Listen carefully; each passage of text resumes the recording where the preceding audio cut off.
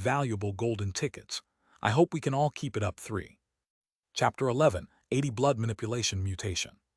Although Bai Zemin did not know where the campus pharmacy had been built in this dimension, his senses and ability were literally on the level of a god when compared to the humans of this alt-world.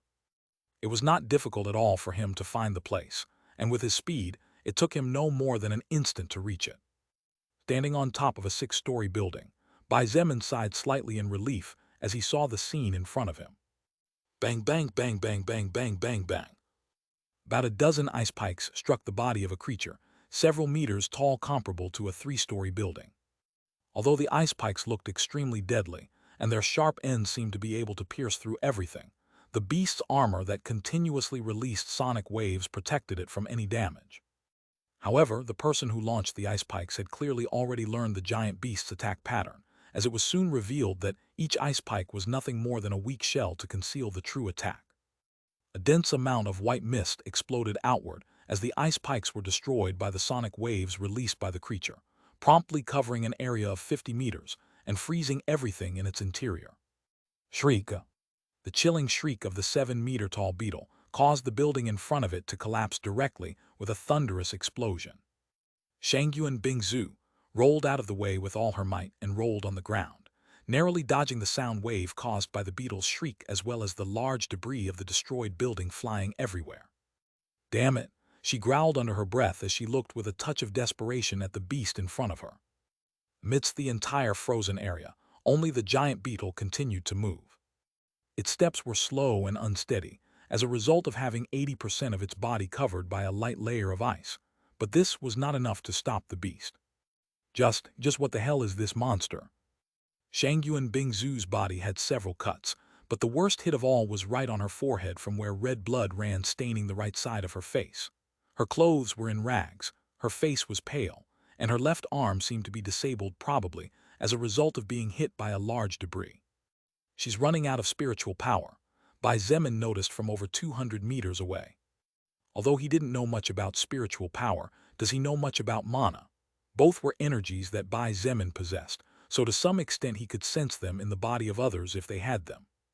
And at this moment, Shangyuan Bingzhu was almost an empty shell inside. It's different from the blazing flame beetle I fought against in my dimension. Bai Zemin looked at the flesh armor and the hundreds of small mouths around the creature. This one seems to have less attack power overall but greater long-range fighting ability. If the me from back then encountered this monster while being on the same level as the blazing flame beetle, I would have definitely been killed. The only reason Bai Zemin won that battle was because he used his advantages and the enemy's disadvantages to his favor, in addition to his quick wits. Had it not been for the fact that the blazing flame beetle was slow and had no ranged attack capability, Bai Zemin would have died without a doubt.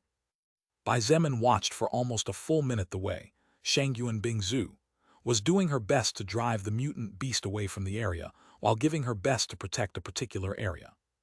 I see, now I understand. He looked at her with complicated eyes as he muttered to himself, although this Bingzu's personality is not 100% accurate to the Bingzu I know, they both have great similarities to each other, and apparently they both value friendship very highly. Bai Zemin could sense that inside a half-destroyed building in the opposite direction of where Shangyuan Bingzu was trying to carry the beetle was an unconscious person. This person was definitely Chen He, as he was the only one who could not be seen anywhere. A great woman, undoubtedly. Bai Zemin raised a finger and pointed at the beetle with the intention of killing the beast. Although she and he had no relationship, Bai Zemin felt extremely reluctant to let her die. Not only was it about her being a good person, but it was also about her being, after all, a not-so-different version of one of the most important people in his life. Bai Zemin was not a perfect god, he was just another human with flaws. It was impossible for him to always do what he was supposed to do, even leaving aside his emotions. Just as Bai Zemin was planning to take the beetle's life, a thought that made him pause crossed his mind. Bai Zemin sighed softly, blood chains. Shangyuan Bingzu was running as she tried her best to pull the creature with her. It's no good. If I keep wasting energy on my ability, I will lose the capacity to strengthen my body to return, not to mention fight zombies or other creatures. A flash of anger shone in her eyes as she remembered the way this whole mess had been unleashed. I swear to the heavens that if I get out of this alive, I will definitely take care of that little good-for-nothing. However, besides anger, what Shangyuan Bingzu felt was sadness. She knew deep in her heart that she would not survive beyond this hour. Who would want to die being a genius and having such a good appearance? Moreover, Shangyuan Bingzu felt that there were many things she still needed to live and experience. Unfortunately, the only path that would lead to her survival had been sealed by herself. The beetle was so powerful that it had already locked her in with its killing intent, so even if she ran back to the gymnasium it would eventually catch up with her. Therefore, she could only escape by sacrificing someone else. Did she have someone to sacrifice? Of course she did. Wasn't Chen He passed out? In fact, he was nothing but an obstacle from any point of view at this stage. However, such a thought did not cross her mind even for once. Boom! An explosion brought Shangyuan Bingzu out of her negative thoughts, but before she could move to the side she was startled when she felt the surroundings rumbling fiercely. And now what is it? The monster behind her better not come out with anything new this late in the game. Shangyuan Bingzu didn't stop running, but when she looked back her blue eyes widened and her footsteps slowly stopped until she finally came to a complete stop. There, about 15 meters behind her, the over 7-meter tall beetle was lying on the ground with more than 5 chains each as thick as a tree trunk coiling fiercely around it. No matter how much the beast shrieked, writhed, or how many sound waves it released using its armor's capacity, the thick, blood-red chains with golden shades showed no signs of giving way in the slightest. What's going on? The beautiful blue eyes of Shangyuan Bingzu trembled slightly as she realized that those terrifying chains not only could not be destroyed by the giant beetle, but were also weakening it at a rapid rate with each passing second. Someone is helping me, could it be? A thought flashed in her head, but she quickly dismissed it forcefully. It doesn't matter if someone is helping me or not. This is the only opportunity I have left. As the beetle released sound waves everywhere, shattering buildings and crushing the ground, its strength plummeted. Shangyuan Bingzu used that time to take cover to the best of her ability before using most of what little spiritual power she had left to form a pure ice sword in her pristine hand. About 20 seconds later, the beetle's revolt seemed to stop, and this was its signal to leave. Shangyuan Bingzu came out like a whirlwind from behind her cover and dashed towards the weakened beetle using her max speed. She frowned as her eyes met those of the beetle that was staring at her with murderous intent overflowing, but her movements were certainly not slow as she directly stabbed the spot between the creature's eyebrows. Clang!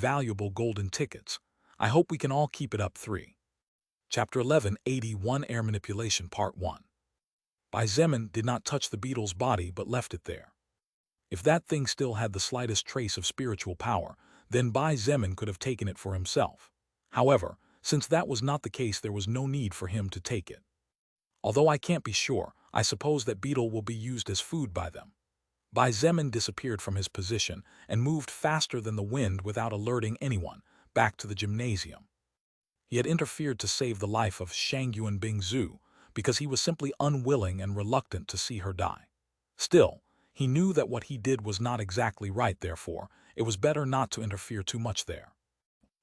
When Shangyuan Bingzhu arrived in a rather miserable state with Chen He unconscious on her back, the students who had woken up only 5 minutes after fainting went into an all-out commotion. Oh my God!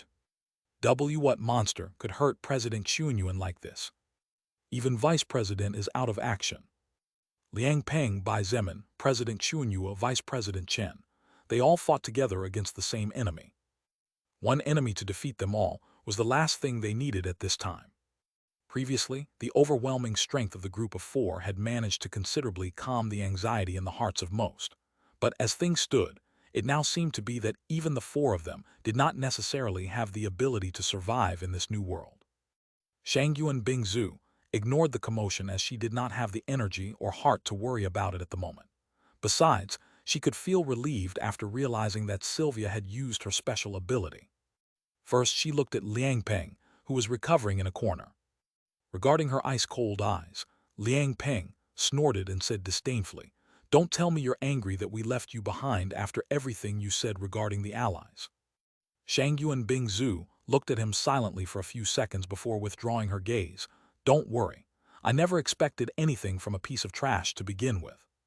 She looked at Bai Zemin, who was currently fainting, and with his body covered in blood before coldly sneering and ignoring him as if she didn't care about his life or death. Finally, Shangyuan Bingzhu approached Zun Tian and asked in a tired but considerably soft voice compared to her previous coldness, "May I know what your ability is? We need help here." Bai Zemin looked silently at Liang Peng and the other fighters before turning to stare at her for a long moment in silence. "They are all wounded and tired. They won't be able to move for a while, but if that happens it will be problematic for me." Even if he intervened by killing 1 or 2 monsters too strong for the group, they would take care of the rest. In other words, he would affect things to some extent but not to 100%. After deep consideration, Bai Zemin nodded. My ability is nothing impressive, but I actually obtained a little treasure that will probably be good for resolving the current situation. Shangyuan Bingzu's eyes glittered slightly as she looked at him, and perhaps a little too excited she asked, treasure? What kind of treasure? I would have liked to see my Bingzu acting like an excited little girl in those days, just like this version of her. Bai Zemin didn't think too much about how he addressed his best friend, nor did he notice that his tone softened more than he intended as he spoke to the woman in front of him. Well, have someone bring me a can of pure water and you'll see. Shangyuan Bingzu nodded without hesitation and quickly ordered someone to bring what he asked for from the coffee shop. Water was a rather precious treasure now, because even if it was currently not scarce, it would definitely be scarce soon. This was precisely the reason why Shangyuan Bingzu and the others had taken such good care of it that they only drank what was necessary. A can of pure water was a lot of water, but she accepted the request of someone she had just met 2 days ago, and with whom she had exchanged no more than 50 words at best without any hesitation. Soon the water arrived. Bai Zemin took the jerrycan from the small hands of the girl who brought the water with a nod. Thank you, Jingyi. Jingyi? Shangyuan Bingzu raised an eyebrow and looked at both of them curiously. Do you two know each other? The shy girl was also confused as she looked at the man in front of her hesitantly.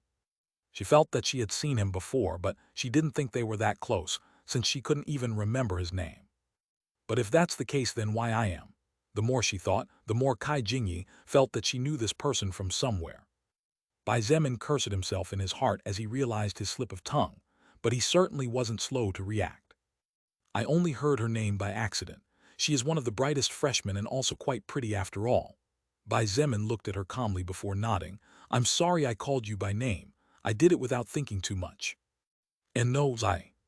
Shangyuan Bingzu noticed that Kai Jingyi seemed to want to say something, but without knowing what that specific something was.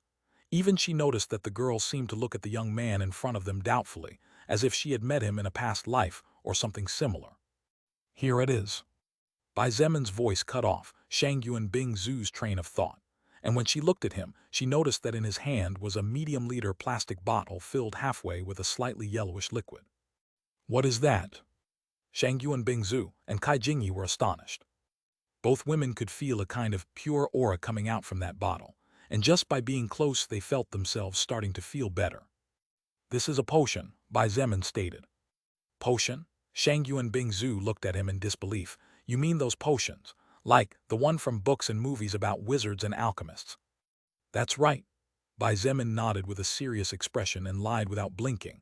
I killed a strange monster while escaping before. This monster was very weak and couldn't fight, but it healed fast from all its wounds and chased me non-stop, so I had to fight it until I finally killed it. Don't tell me what's in that bottle is. It's the monster's blood. Bai Zemin nodded at Kai Jingyi's blank stare. He looked at Shangyuan Bingzu and said indifferently, This is what has helped me all this time without food. I can give you half in exchange for food, how about that? Kai Jingyi could not believe that someone would be willing to give such a good thing for food. If it was someone normal, yes, it would make sense. But the thing here was that Zun Tian seemed to have personal combat ability to get himself at least some food. Shangyuan Bingzu looked at him deeply for a while before slowly nodding. Very well then, I'll give you half of the rations I will get in return. Deal. Bai Zemin soon poured half of the yellow liquid into the water jerrycan before putting the cover back on. He stirred the mixture long enough until all the water took on a slight yellow hue before stopping. All right, you should drink some and then decide what to do with all the rest. Shangyuan Bingzu took the 5-liter jerrycan with a serious expression on her face, and after a brief hesitation drank straight from the mouth. Her eyes widened in shock after the first gulp, and when the third went down her throat she couldn't help but close her eyes in delight. Shangyuan Bingzu only stopped after drinking approximately 300 ml of the total contents, and when she opened her eyes again the sparkle in them was no longer weak but full of vigor and power. This is truly a treasure, she murmured in amazement as she felt that, except for lack of spiritual power, her wounds both external and internal had completely healed. Bai Zemin simply shrugged as he smiled bitterly in his heart. That's just a low-grade potion of no use to me.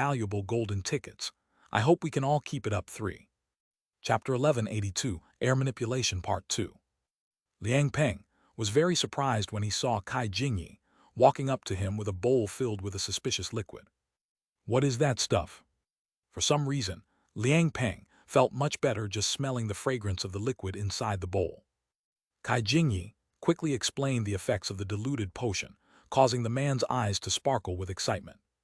That pretty boy had such a good thing hidden. No wonder he still looks so healthy and full of energy despite not eating or drinking anything for 2 days.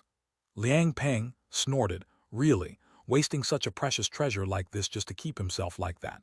Heaven should punish such a wasteful person. Kai Jingyi secretly made a grimace, and although she didn't say anything on the surface, she couldn't help but think to herself. You were the one who made Zun Tian not eat anything anyway, practically pushing him into having to drink the potion to survive. Seeing Liang Peng drink the bowl without a second thought, Kai Jingyi couldn't help but feel disgust in her heart. This person had left behind the president without much thought, but certainly did not hesitate to take the good stuff, even though the diluted potion was the property of the person he abandoned to her fate. Bai Zemin was unconscious, thus it was not possible to give him the potion by normal means.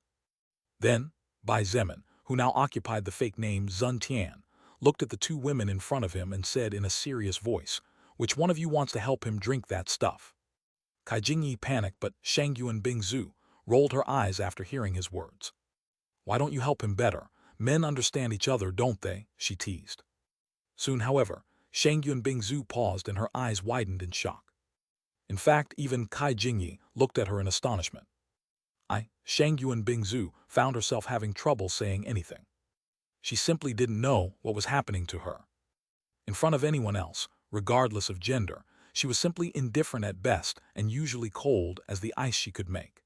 Even the funniest joke in the world would not be able to break her expression at all. However, in front of this person she had known for just a little over 48 hours, she would break free of her chains and show sides of her that she didn't know she had until now. Well, of course, such a thing is not necessary. Bai Zemin did not notice the problem as he was familiar with a very similar facet even though the person was different. He simply took out a syringe from the bag they had managed to get from the pharmacy and put the liquid in there, before injecting it directly into Bai Zemin's neck under the perplexed eyes of the two ladies. This isn't an oral medicine like the one you buy in a hospital after all. It's a potion that simply needs to come into contact with the body, he explained, half telling the truth and half lying. While it was true that the potion would take effect with an injection, its effect would be minor in comparison. The same process was used to help Chen-He, for while his injuries were not serious, the shock he had suffered after being hit head-on by the giant beetle's sound wave was not small. If he was not helped by external means, he would probably remain unconscious for a couple of days. Exactly 7 hours later, Bai Zemin and Chen-He recovered and opened their eyes almost at the same time. Bai Zemin rested his back against a side wall and watched with a calm expression on his face the scene unfolding not far away. Bai Zemin was confused as to what had happened and how it was possible for his injuries to disappear just like that. On the other hand, Chen-He was anxiously asking Shangyuan Bingzu if she was all right while apologizing for not being able to help her in the battle against the beetle. A low but surprisingly pleasant to hear voice sounded to his left, and when Bai Zemin looked towards the source, he somehow wasn't too surprised when he saw Sylvia looking at him with shining eyes. May I know if it was you? Bai Zemin blinked in confusion before asking, genuinely at a loss, what do you mean? Sylvia took a deep breath as if to gather courage, then walked over to him. She rested her back on the wall no more than half a meter from him, and after a long pause asked softly, it was you who saved President Xuanyuan, wasn't it? You don't need to hide it. I promise you on my life that I won't say anything even though I don't know why you hide your actual strength. Sylvia knew that someone as powerful as Shangyuan Bingzu had the ability to take care of a group of 15 zombies by herself with ease. However, she did not believe that Shangyuan Bingzu had the ability to kill 15 zombies at the same time in just 1 second and make their bodies disappear from existence in the process. It was me. Bai Zemin nodded, and after thinking about it for a moment decided not to hide some things from this woman. Sylvia, is that correct? There are many unknown things in this world, but all you need to know is that I am not your enemy as long as you give me no reason to be. Furthermore, I am also curious about you. Sylvia might not understand what he meant by many unknown things in this world, but she certainly knew that she did not want and had no reason to be an enemy of the person who saved her life. Are you curious about me? She looked at her with a bitter smile. I'm nothing special. Besides my ability and my natural beauty, I have nothing to offer. I can't even fight for myself. Bai Zemin gave her a sidelong glance for a couple of seconds before looking straight ahead, but not before saying, I wonder about that. Sylvia blinked in confusion, but seeing that he had no intention of talking further, she simply stood next to him, half a meter away. Weird, she's so weak but somehow gives me a slight feeling of danger. Bai Zemin reasoned with interest in his heart. The danger he felt from Sylvia was not danger of death, it was different, a feeling that could not be explained because it could not be understood. Approximately 40 minutes later, the group had a meeting where they announced their abilities to the other companions who would fight alongside them. The only reluctant one was Bai Zemin, but when Zun Tian took out the plastic bottle with the remaining liquid that saved his life, and heard that it was not diluted unlike the liquid in Shangyuan Bingzu's possession, he no longer hesitated. Bai Zemin took a deep breath before nodding with a serious expression on his face. My ability is very simple. Basically, you could say that I am an inexhaustible source of energy. Inexhaustible source of energy. Liang Peng made a lewd smile and swayed his hips back and forth as he laughed. They all looked at him with disgust, but soon ignored him as it was clear to each of them that great things could not be expected from someone small-minded. Could you be a bit more specific? Shangyuan Bingzu was clearly curious, but her expression was as cold as her voice. Everyone's abilities here are quite obvious, only yours remains a mystery. We will need to get to know each other better if we want to survive longer. I think everyone knows that after what happened in our previous battle. Bai Zemin looked at everyone hesitantly before looking at the plastic bottle with 1/4 of potion.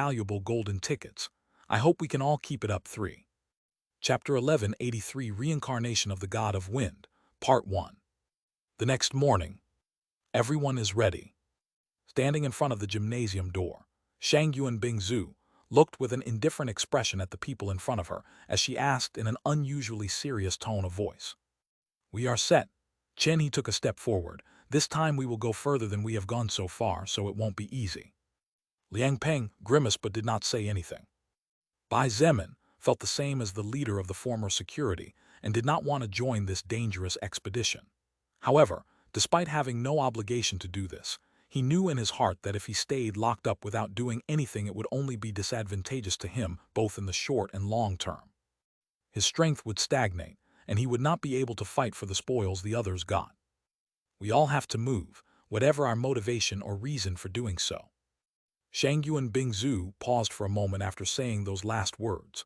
She looked at Bai Zemin, who now occupied the name Zun Tian, and hesitated as if she wanted to say something. In the end, she simply turned and nodded towards the group of 5 students waiting for orders with stressed expressions on their faces. Seeing her nod, the group of 5 immediately unlocked the entrance, and with strong tugs moved the 2 large iron doors sideways. Sunlight pierced weakly into the darkness of the gymnasium, making those who had not been out for many days forced to close their eyes for a moment. Close the doors tightly, and do not open to anyone no matter who it is unless it is one of us. When the students opened their eyes a few seconds later, the only thing that was left behind the attack and defense group was the serious voice of Bai Zemin, leaving a clear and concise order. Soon the doors were closed with a loud bang, and after some noise came from inside, the place was completely silent once again. Our objective this time is very simple. Get to the female dormitory, check for trapped survivors, pick up clothes for the girls, and take as much food as we can from the store just 2 streets below. Shangyuan Bingzu pointed out as she ran with her eyes set on the front. Her clothes had been almost completely shredded during the battle against the giant beetle yesterday, so with no other choice she had no alternative but to wear some male clothes that someone had in their backpack. Even then, the ravishing curves of her body could not be hidden at all by the white olive t-shirt or the worn-out jeans. Furthermore, with her white hair tied in a neat back ponytail, Shang Yuan Bingzu gave the impression of a youthful beauty different from what they were used to seeing. Our goal may be simple, but achieving it definitely isn't. Chen He smiled bitterly as he sprinted just 2 or 3 steps behind her. Damn mental retards. Was it necessary to build the female dormitory so far away from the male dormitory? It'll take forever to get there if we meet too many zombies on the road. Liang Peng wanted nothing more than to rip off the heads of those who designed the plans for this place. Beijing University is an internationally known facility with millions of students not only from China, but there is no lack of foreigners either. Bai Zemin, who was rushing a little behind the rest of the group, chuckled as he said calmly, "Think that by doing this they were protecting both girls and boys from being assaulted by perverts." "I'd like to be assaulted by a beauty though," Liang Peng snorted. Bai Zemin looked back with a strange expression on his face, and after a moment of silence asked, feeling somewhat dumbfounded, You really plan to go on like this all the time?" Shangyuan Bingzu and Chen He also couldn't help but look back with different emotions palpitating in their hearts. "What are you talking about?" Bai Zemin asked with genuine confusion on his face. A voice almost as soft as the feeling in his back sounded from behind Bai Zemin. I think they're talking about me." Bai Zemin finally brightened with realization. Behind him, with a slight blush on her face, Sylvia was trying to move back from his body just enough to keep her chest from pressing against his back. Unfortunately, she wasn't having much success in her mission, as her genetics were not only excellent, but she also couldn't afford to move too far away, or she would fall due to the high speed at which they were all moving. "If you want, I can help you carry her for a bit," Bai Zemin offered as he looked at Sylvia with a dry mouth. "Bro, let me give you a hand too." Liang Peng didn't want to be left behind either. Sylvia was a great beauty after all, even if she wasn't on the level of Shangyuan Bingzu in general terms, particularly her upper body, an area few Asian women could compete against. "You don't need to." Bai Zemin had no perverted thoughts at all when he declined the other two's offer. "She's not heavy at all and my stamina is quite good. I'll be fine." While Sylvia was a great beauty, Bai Zemin was used to seeing beauties above her level practically every day. That was not to mention that he was never a man to be swayed by a woman's beauty since he left high school. "We'll see. Don't cry when you embarrass yourself." Bai Zemin ignored the comments of those two and simply followed the group. He had his reasons for bringing Sylvia along, as before he returned to his dimension, he wanted and needed to better understand that sense of danger she gave him. Shangyuan Bingzu watched the ease with which Bai Zemin carried Sylvia, and her eyes glittered mysteriously before turning her attention back to the front. She didn't notice how the corner of her lips curved very slightly in a hard-to-notice smile, as she realized that not only was Zun Tian's expression indifferent despite having a beauty on his back, but that his hands were properly placed under the girl's legs and in no way near her butt. At least inside the university, all law had disappeared. In this place, where it was the first of the strongest who decided what was right and wrong at personal convenience, even Shangyuan Bingzu would have to turn a blind eye or risk her life to fight if she wanted to save a girl from the hands of a strong man. How strong was Zun Tian? Shangyuan Bingzu didn't know, but if he was the person who helped her in yesterday's battle, then Bingzu. Shangyuan Bingzu blinked when she sensed Chen He's voice and quickly quickened her pace. "Let's hurry before the storm breaks loose." Bai Zemin looked up at the sky, noticing that the clouds were getting thicker and darker to the point where the sun was close to being devoured. Rain. Approximately 20 to 30 minutes later, the group arrived at the female dormitory as they had intended. Although they encountered a few zombies and giant mutant insects along the way, none of their opponents presented enough of a challenge to endanger the lives of anyone in the 6-person team. Of course, Bai Zemin never stepped forward and simply ignored the glares that Bai Zemin, Chen He, and Liang Peng were giving him. "Looks like someone already saved the people in this place." Chen He sighed in relief as he looked at the 70-plus zombies torn apart in the surroundings. "That's good. If the other party had the ability to deal with almost 100 zombies, they must be pretty strong." Good my ass." Liang Peng glared at Chen He angrily as he said loudly, "We came all this way for nothing. You think we're all so free as to run around from one place to another?" Bai Zemin looked at Chen He as if he was looking at an idiot as he said indifferently, "You say it's good. Well, the people who helped your friend get out of here better be good because otherwise, you know what I mean. Backslash backslash backslash backslash backslash backslash backslash. Really thank you very much to all those who send gifts to the novel and support with valuable golden tickets. I hope we can all keep it up. 3. Chapter 11, 84 Reincarnation of the God of Wind, Part 2. Chen He's expression changed when he heard Bai Zemin's words, and he finally realized that things were not that simple. Indeed, when Chen He turned to look at Shangyuan Bingzu, he noticed that her expression was not particularly pleasant. "We need to find the people who took the survivors who were hiding in the surroundings." Shangyuan Bingzu's voice was not only cold but also sounded urgent as she looked around in search of something to help them guide her to reach their target.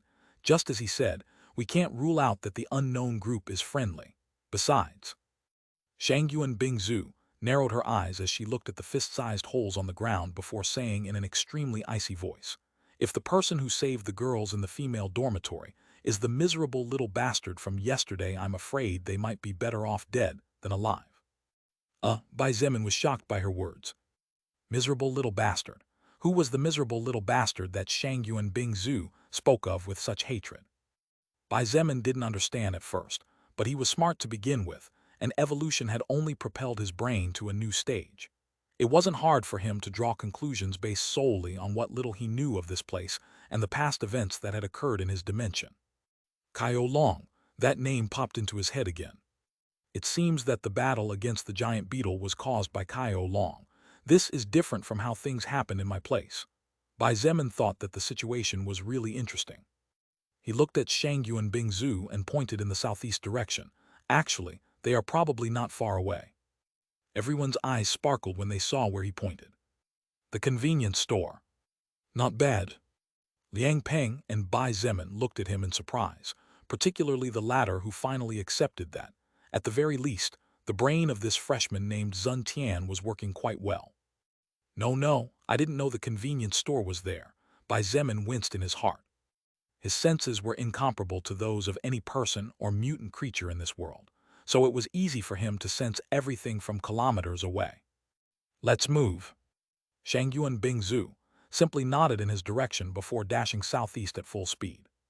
She was so fast that among those present only Bai Zemin could keep up with her with great effort. This woman just, how much energy is she using to increase her speed? Isn't she afraid of her legs exploding?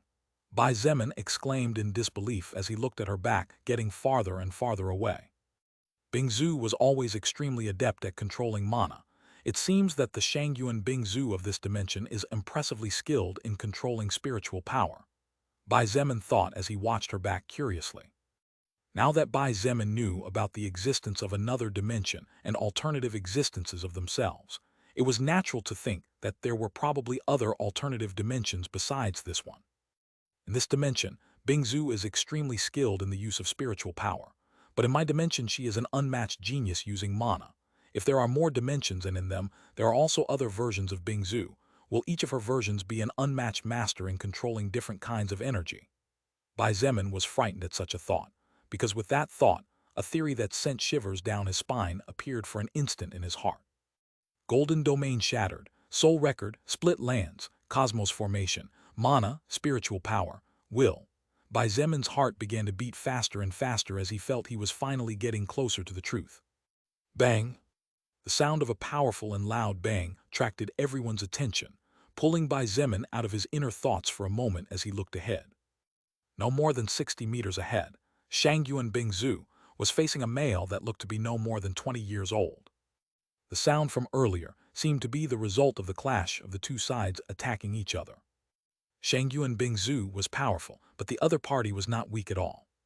She controlled 12 ice pikes and an ice sword in her right hand, but the enemy seemed to have some sort of invisible barrier around him, as the ice pikes not only could not harm him, but began to break more and more each time they attempted to hit him.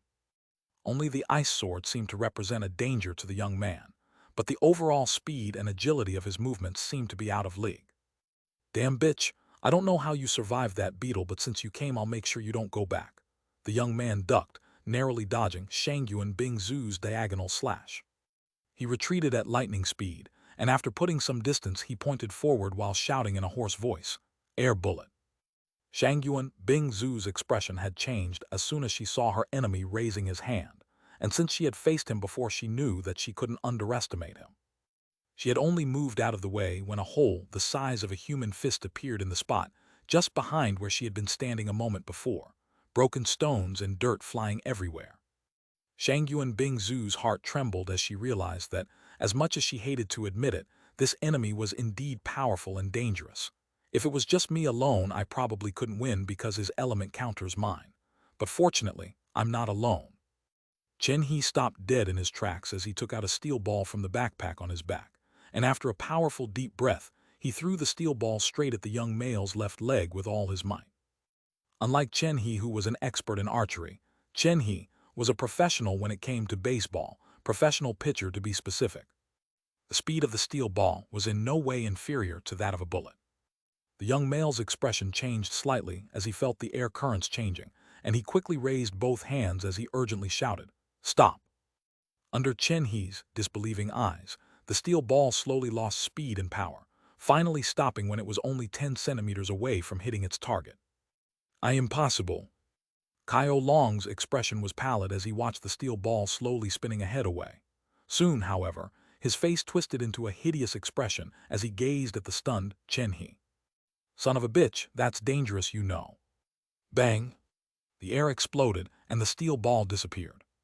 It was only for a second. Neither Chen He nor anyone else had time to react. Chen He let out a horrible scream as a fist-sized hole appeared on his right leg. He clutched his limb tightly as he fell to the ground with his eyes wide open and face pale as a sheet. His flesh had been pierced from side to side, and behind him was an even larger hole with the steel ball stuck in the center. "You all have really pissed me off." Kaio Long laughed like a lunatic as he raised both hands towards the sky. His face turned very pale, but his surroundings trembled in response to the excessive consumption of spiritual power. And when this elder gets angry, bad things happen. Bai Zemin and Liang Peng stared in disbelief at the over 100 air bullets floating above Kaio Long's head. "Hey, this doesn't look good." Liang Peng took a step back. Bai Zemin said nothing, but had already used a large amount of spiritual power to strengthen his legs, even making his skin burst in the process in order to raise his speed, so that he could dodge what would otherwise be certain death. Several shouts were heard from the nearby building, where about 100 girls and around 20 or 30 guys were hiding. They were probably the people Kaio Long had rescued not long ago. Swoosh, swoosh, swoosh, swoosh, swoosh. The over 100 air bullets smashed straight towards the group as Kaio Long roared and lowered his hands. Despite the danger, Shangyuan Bingzu jumped up and stood in the middle between her group and the air bullets with a pale face but resolution in her blue eyes. The 12 ice pikes floating around her began to clash against several air bullets, destroying around 30 or 40 before exploding into small ice fragments and falling from the sky. As for the other air bullets, bang, bang, bang, bang, bang, bang, bang, bang. Shangyuan Bingzu's right hand moved so fast that it was no different from a blur in the eyes of the others. Her ice sword managed to cut through the majority of most ice bullets, but the veins in her right arm burst as even her physical body had limits to the amount of spiritual power she could withstand to strengthen herself. Her ice sword showed signs of breaking, but Shangyuan Bingzu could only continue, even ignoring the 2 lines of blood that fell from her eyes as a result of her strengthening her sense of sight. On the other hand, more than 20 air bullets flew back as they could not be contained by Shangyuan Bingzu. Bai Zemin gritted his teeth and let out a roar of fury and pain as the skin on his arms exploded into pieces. "You want to kill me? You're 100 years ahead of yourself." Using all the speed he had gained after forcing his own limits, Bai Zemin slashed with the iron bat in his hands at lightning speed. Bang, bang, bang, bang, bang, bang, bang, bang. After a couple of seconds and with a bloody wound on his abdomen, Bai Zemin collapsed on his left knee, panting heavily but smirk as he looked at the incredulous Kaio Long. Kaio Long looked at the people in front of him in shock before bursting into laughter as if he had gone mad. "Interesting, really interesting. To think that you guys would actually survive that."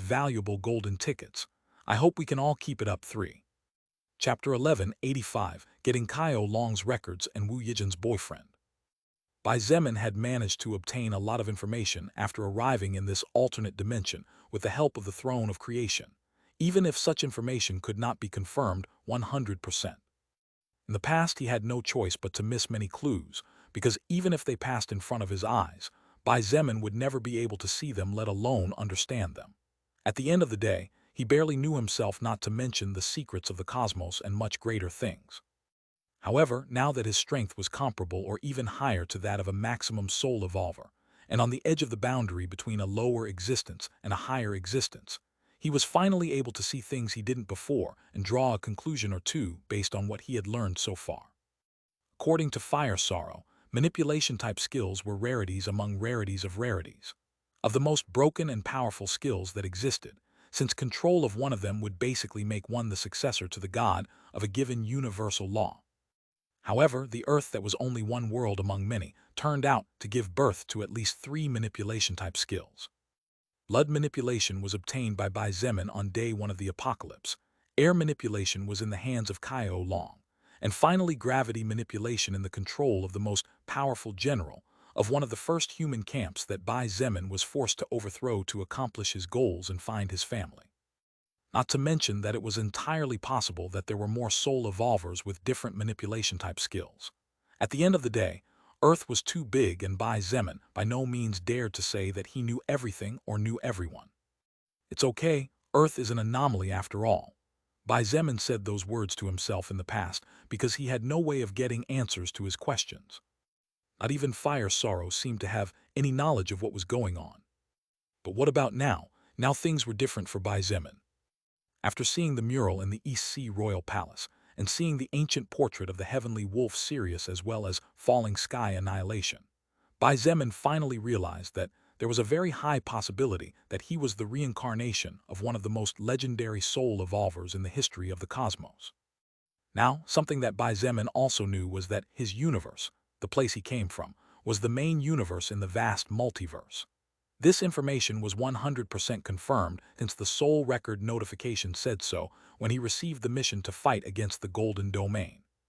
So Bai Zemin knew that his universe was the main universe, and if Earth had already gone through numerous evolutions in the past, if in that little blue world there were so many powerful soul evolvers growing at thunderous speeds and so many manipulation-type skills appearing at the same time. But it still wasn't enough. Until now, that is. If my universe is the main universe and there are other parallel universes with different versions of at least most of Earth's inhabitants, Bai Zemin narrowed his eyes as he stared at Kaio Long and couldn't help but say his next words out loud. You, a part of the god of wind's soul. Taking Shangyuan Bingzu and Shangyuan Bingzu as the most obvious example until now, they were both ice mages and both were excellent at controlling two completely different energies. Wasn't it simply too much of a coincidence?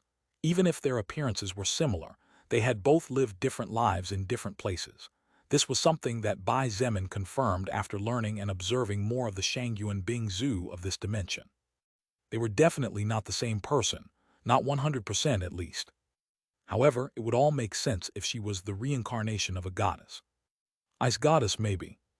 The only reason other universes existed parallel to the main one was perhaps because the most powerful gods and goddesses who had exceeded the limit of the soul record were forced to split their souls into at least two, since the body of a weak human would never be able to withstand the full power of a reincarnated god or goddess. Of course, this was all speculation for now, as Bai Zemin had no way of confirming his thoughts, not temporarily at least.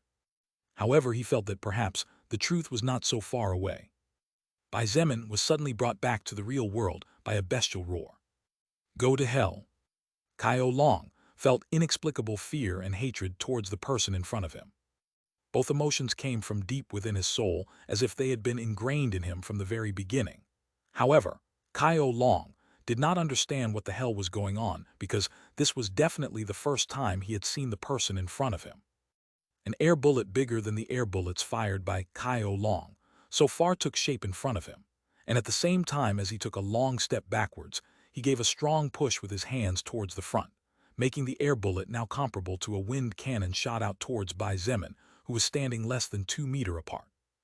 Shangyuan Bingzu wanted to charge forward to help, but she naturally knew that it was absolutely impossible for her to get there before the air cannon hit his body. Watch out, she shouted in a shrill voice. Forget about the others. Shangyuan Bingzu herself was shocked by her own attitude. This was definitely not her. Bai Zemin's expression did not change, but stared at the crazed and trembling eyes of the young man in front of him, as if he wanted to find out something else. Boom! The air cannon struck his chest, and soon there was a thunderous explosion that left everyone within 20 meters deaf, with the point of impact as the center. In addition, all the concrete within 5 meters of the area exploded into dust, and the ground sank slightly. Bai Zemin, Liangpeng, and Shangyuan Bingzu were pushed back a few steps as fierce gusts of wind hit their bodies. Fortunately, none were injured at all, as all the force of the blow seemed to be consumed upon impact. Chen He took the brunt of it as he rolled across the ground a meter or two, leaving a trail of blood behind him with his badly injured right leg. Only Sylvia, who was left by Bai Zemin 30 meters behind, was not affected in the least. She just stared at the scene in front of her, and her pretty blue eyes simply opened wider and wider along with the increasingly powerful beating of her heart. Impossible. A high-pitched shriek that didn't sound human resounded at the same time, as the group of 4 opened their eyes. Why, you've got to be kidding me. Bai Zemin sucked in a breath of cold air as he stared at Zun Tian standing in the same place, seemingly not having suffered the slightest damage at all. Liang Peng felt his legs weak and could no longer stand upright as he thought of all the things he had said in the past. He looked at that person's back silently before muttering in a dry voice, even his clothes. Shangyuan Bingzu's eyes were as wide as they could be opened, but as breathtaking and unbelievable as the sight before her eyes was, somewhere in her soul she felt that this was normal. Just who are you really? She asked herself in her heart as she watched the calm expression of the young man a few meters away. Kaio Long was pale and his body weak due to the fact that he had already consumed most of his spiritual power, but perhaps drawing strength from somewhere, he was ignorant if he managed to turn around to make a dash for his life. Bai Zemin looked down, and seeing that thanks to the natural mana barrier surrounding him, even his shirt was intact after taking that attack, he could not help but sigh nostalgically as memories of the past flooded his mind. If the Kaio Long of his dimension had hit him with an attack of such magnitude, forget about a Bai Zemin. Even 3 Bai Zemins would have died worse than dogs. Kaio Long, with his high movement speed, felt that he might have a chance after running over 50 meters, but when he looked over his shoulder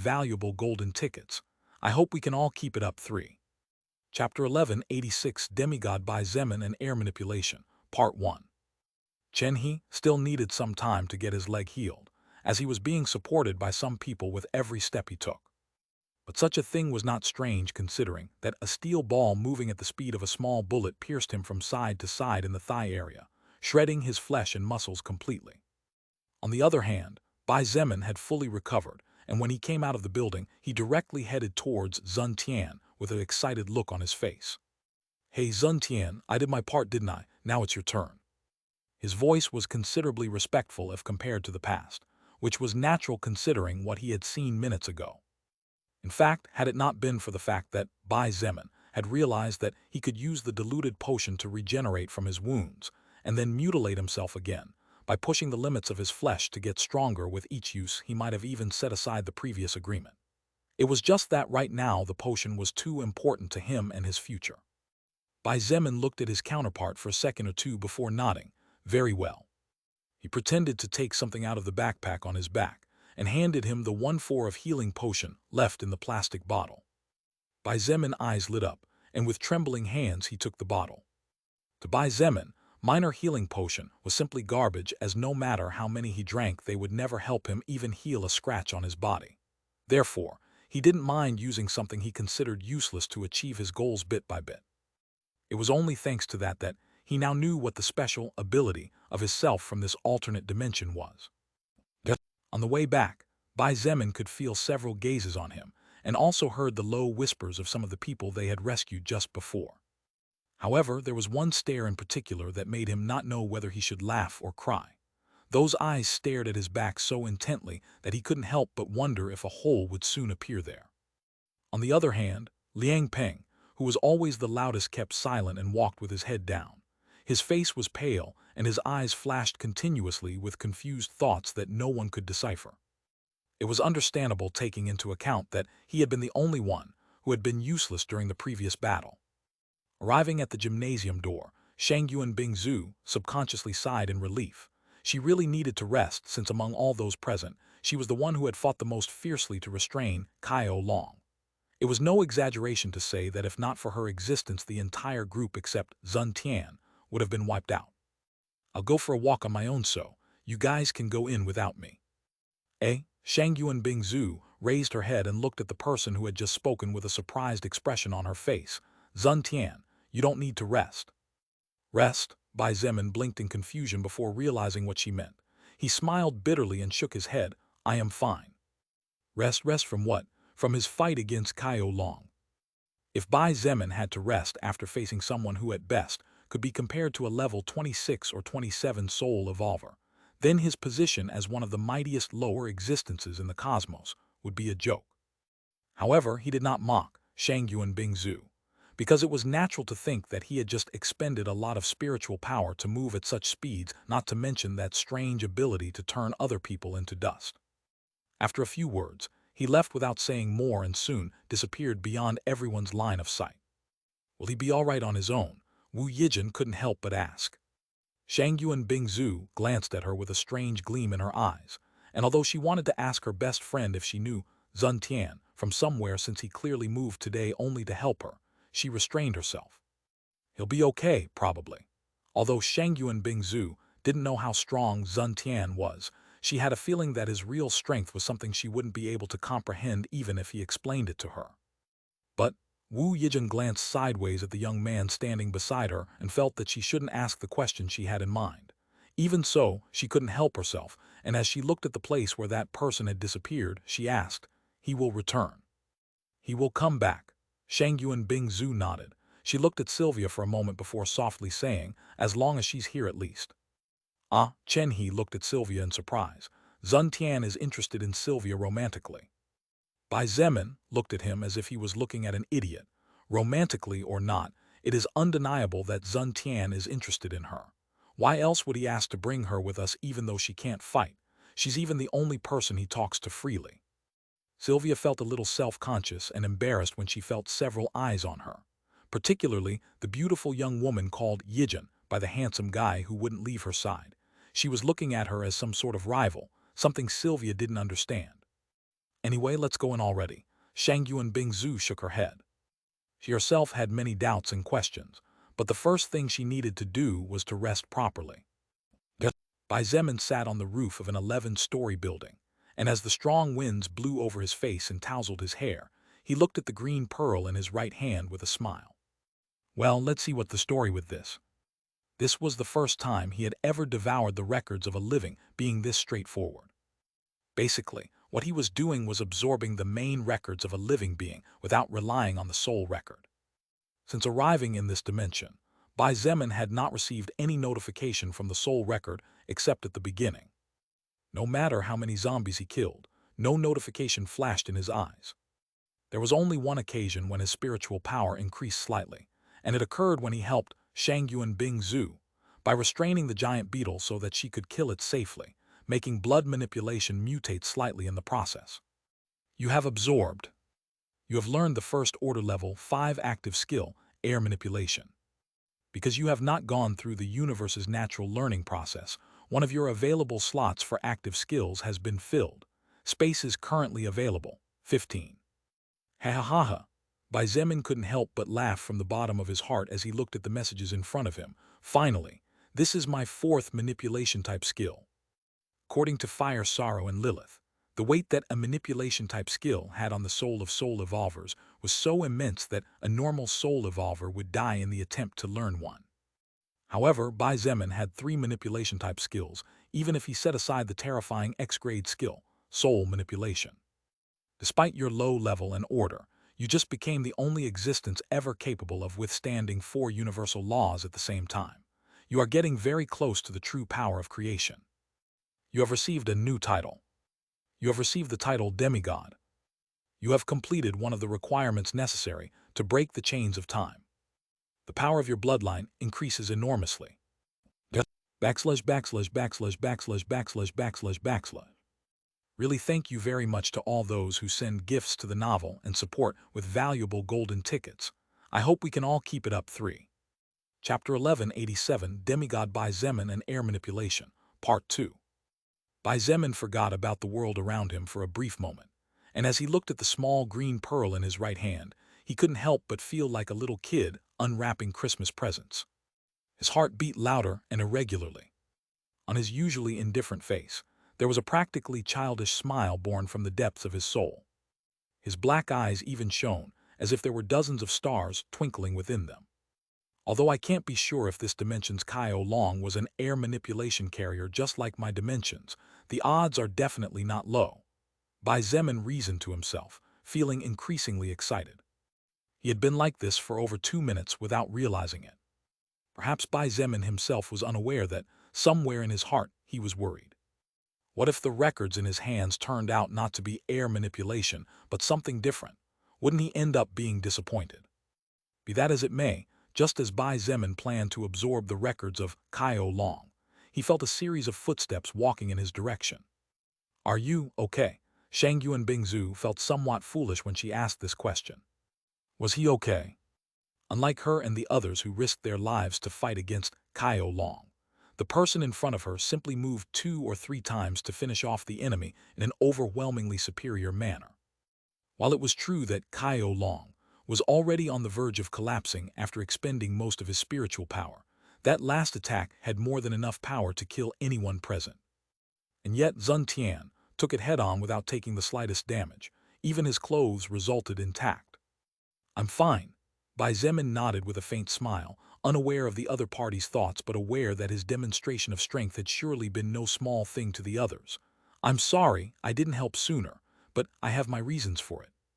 Shang Yuan Bingzu looked at him with an extremely complicated expression in her eyes, and after a long time she merely nodded. I understand. Bai Zemin could feel how confused she was, but he could only force a smile and nod in her direction before turning away. When he had just taken no more than a couple of steps to think a little closer to Sylvia, the voice of Shang Yuan Bingzu sounded from behind him. Wait a minute, please. Bai Zemin stopped and smiled bitterly in his heart, as even if she had not yet said anything, he already knew what was coming. Bingzu, as smart and sharp as ever. Could you tell me who you are at least? Shang Yuan Bingzu's voice was tens of levels softer compared to her usual coldness towards others. She took a step forward but stopped halfway before continuing from where she stood. I know your real name is not Zun Tian. Of course. Bai Zemin paused to think for a moment about what to say next. However, he realized that there was no need to think things too much farther. Bing, the only thing I can tell you is that I am not your enemy in any way. Also, during the days to come I will limit myself as much as possible in terms of my interaction with any of you, as well as helping.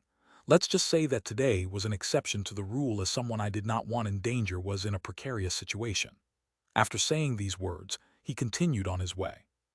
Right, there were only 23 more days until he could use the power of his irregular title to return to his home world. In less than a month I will disappear from all of their lives and they from mine, so it is best not to form strong ties as far as possible. Bai Zemin smiled bitterly in his heart as he rested the weight of his body on his back and the wall of the building behind him. Although it is hard for me considering that I am aware of them, unlike them who know nothing about me. Shang Yuan Bingzu stared at him silently from a distance for what seemed like a long time before closing her eyes. When she opened them again, that haze of confusion that made her uncomfortable had disappeared, and without a word, she turned to walk into the building along with the rest of the team whose wounds had improved considerably after drinking some of the diluted potion in her possession.